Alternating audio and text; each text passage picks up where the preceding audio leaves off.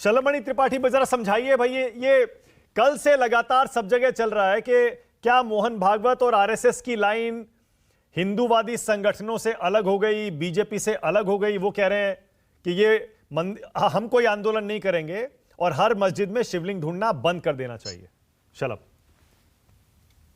सही कहा मानक उन्होंने, हर मस्जिद में शिवलिंग ना तो हो सकता है ना उसको ढूंढने को लेकर एक अनावश्यक विवाद खड़ा करना चाहिए। तो बात पहले से भी हो रही है। आप देखिए एएसआई ने क्या कहा, और जब ये कहा उन्होंने तो बहुत सारे लोगों ने सवाल उठाया कि भारत सरकार की के अंतर्गत काम करती है। उसके बाद ये कह दिया कि कुतुब मीनार में ऐसा कुछ नहीं है, वहां पर अनुमति नहीं दे सकते। तो लाइन तो बहुत क्लियर है, समझने की बात है। अनावश्यक का विवाद नहीं खड़ा करना, अनावश्यक का लेकर एक किसी भी पक्ष को आक्रामकता नहीं दिखानी है, अनावश्यक का आपस में विरोध नहीं करना है। हाँ, ये जरूर है कि ज्ञान वापिका एक इतिहास रहा है, उस इतिहास को नहीं बदल सकते। वही तो हम सब कहते हैं, उस इतिहास को आप कैसे बदल लेंगे? इतिहास तो क्रूरता का रहा है, इतिहास तो अत्याचार का रहा है, इतिहास तो लूटपाट का रहा है। अब कुछ लोगों ने उसको बदला बाद में। अब देखिए इतने सीनियर इतिहासकार माने जाते हैं इरफान साहब, उन्होंने खुद कहना शुरू कर दिया कि औरंगजेब ने तोड़ी थी, औरंगजेब ने बर्बरता की थी, औरंगजेब ने सारा कुछ ही किया था। तो इतिहास को तो देखिए मानव जी कोई बदल नहीं सकता, उसको जरूर तोड़ मरोड़ के प्रस्तुत कर सकता है। मुझे लगता है कि आदरणीय संघ प्रमुख जी ने यही कहने का प्रयास किया है, कोई आपस में विवाद नहीं करना। हम सब बहुत आगे बढ़ चुके हैं, हमारा इतिहास एक है। अभी डॉक्टर अजीज साहब बैठे हैं, कल मैं सारी डिबेट में था, डॉक्टर अजीज साहब से हमने कहा कि 6 पीढ़ी पीछे जाइएगा तो हमारा और आपका रक्त एक ही है। नहीं, शलभ, मोहन भागवत कह रहे हैं हर मस्जिद में शिवलिंग क्यों ढूंढना? इसका मतलब बड़ा सीधा है, हर मस्जिद में शिवलिंग ढूंढा जा रहा है। मतलब आप ही बता दीजिए फिर कौन कौन से मस्जिदों में शिवलिंग ढूंढना सही है और कौन कौन से में नहीं ढूंढना है, ये भी तो बताइए थोड़ा। नहीं, अगर हर मस्जिद में शिवलिंग ढूंढा जा रहा होता तो मुझे लगता है कि मानक अब तक ब्रेकिंग न्यूज चला रहा था कि देखो यहाँ भी पहुंच गए शिवलिंग ढूंढने, वहां भी पहुंच गए शिवलिंग ढूंढने। शिवलिंग हर जगह नहीं ढूंढा जा रहा, और ये हमारे जो मुस्लिम भाई वो भी जानते हैं। हाँ, कुछ लोगों ने अनावश्यक एक होता अति उत्साह में करने का प्रयास किया, अति उत्साह में हर समाज के लोग करते हैं, और ये तो बहुत अच्छी बात है कि संघ प्रमुख जी ने ऐसे लोगों को चेताने का काम किया। वरना आप जरा सोचिए ना कि मैं तो कहता हूं बाबा भोलेनाथ के शिवलिंग को कौन नहीं पहचान सकता।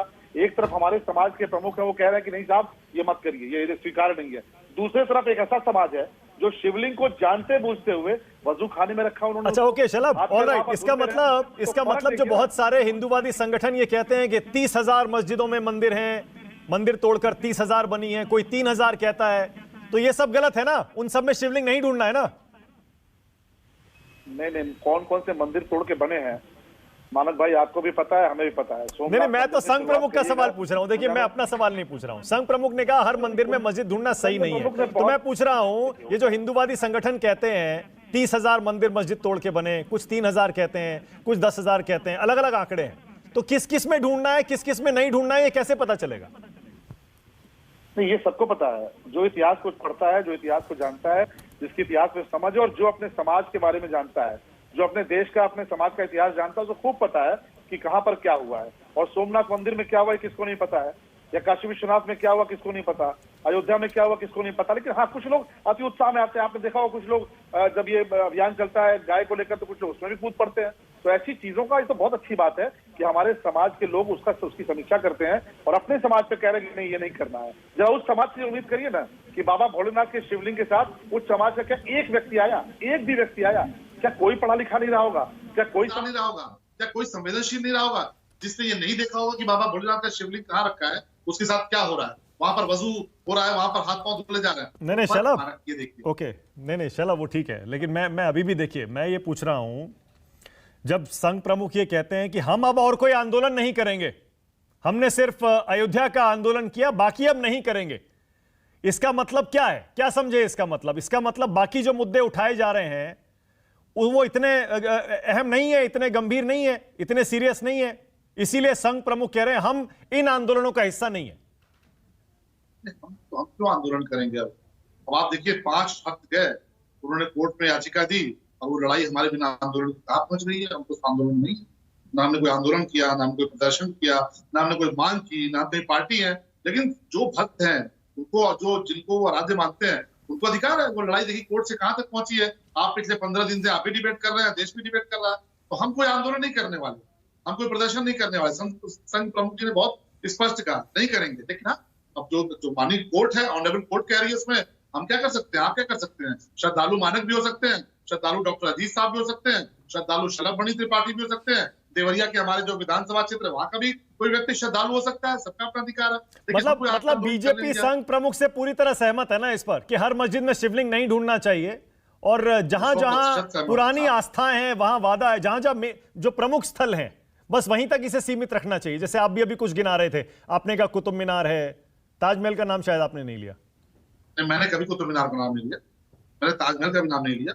मेरी आपसे ज्ञानवापी के विषय पर बात हुई और ज्ञानवापी को लेकर मैं कहता हूँ कि पूरी दुनिया जानती है क्या हुआ है, ये हमारे मुस्लिम भाई भी जानते हैं क्या हुआ है। ठीक है। संघ प्रमुख जी का बहुत स्पष्ट संदेश है कि आपसी भाईचारा होना चाहिए, आपसी प्रेम होना चाहिए। और फिर मैं कह रहा हूँ कि 6 पीढ़ी पहले जाकर देखिए कौन क्या था, हम सब एक 6 पीढ़ी में इस देश में क्या क्या हुआ है। इरफान सोलंकी साहब हमारे मित्र हैं, समाजवादी पार्टी के एमएलए हैं। नहीं, इरफान इसका के पीछे मतलब सोलंकी नहीं, कैसे चलो लग गया? इसका मतलब शादाब आपकी, के पीछे चौहान। इसका मतलब आपकी यानी बीजेपी की और संघ प्रमुख की लाइन अलग हो गई ना। आप कह रहे हैं इतिहास में देखना चाहिए, संघ प्रमुख कह रहे हैं इतिहास को यहां बदलने की कोशिश नहीं होनी चाहिए। अब तो ही कह रहे हैं इतिहास को बदलने का प्रयास किसने किया? इतिहास, संघ प्रमुख जी ने कहा कि इतिहास को बदलना, जो इतिहास है वो है, उसको बदल नहीं सकते। तो हम भी तो वही कह रहे हैं, इतिहास ये है कि इरफान जो सोलंकी है वो इरफान सोलंकी कैसे हुए ये भी सोचिए।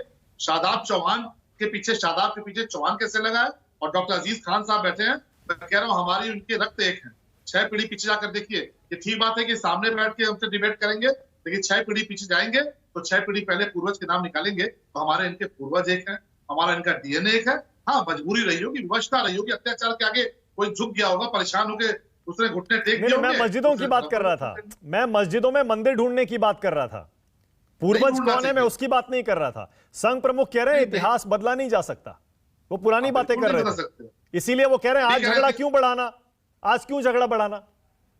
भी तो कह रहे हैं इतिहास बदल नहीं सकता, पर जिन्होंने इतिहास बदलने का प्रयास किया उनके बारे में वो कह रहे हैं इतिहास नहीं बदल सकते। वरना इतिहास में लोगों ने कह दिया कि नहीं साहब कोई हमला नहीं हुआ, कोई ज्ञानवापी, कोई मंदिर नहीं तोड़ा गया। तो इतिहास तो है ना कि तोड़ा गया, इतिहास तो है ना कि वहां पर जाकर बर्बरता की गई है। और हाँ, झगड़ा बिल्कुल नहीं बढ़ाना, आपस में बैठ के बातचीत कर रहे हैं। और मुझे लगता है देखिए माना कोई झगड़ा बढ़ भी रहा, 15 दिन से हम सब बैठ के डिबेट कर रहे हैं, हमारे मुस्लिम भाई बैठते हैं, आपस में कई बार मतभेद होता है, लेकिन मुझे लगता है मैं मनभेद संघ होता है। प्रमुख को कोट कर रहा हूं, उन्होंने कहा हर मस्जिद में शिवलिंग तलाशने की जरूरत नहीं है, कुछ आस्था के केंद्र हो सकते हैं, लेकिन हर मुद्दे पर लड़ाई क्यों करनी, विवाद क्यों बढ़ाना।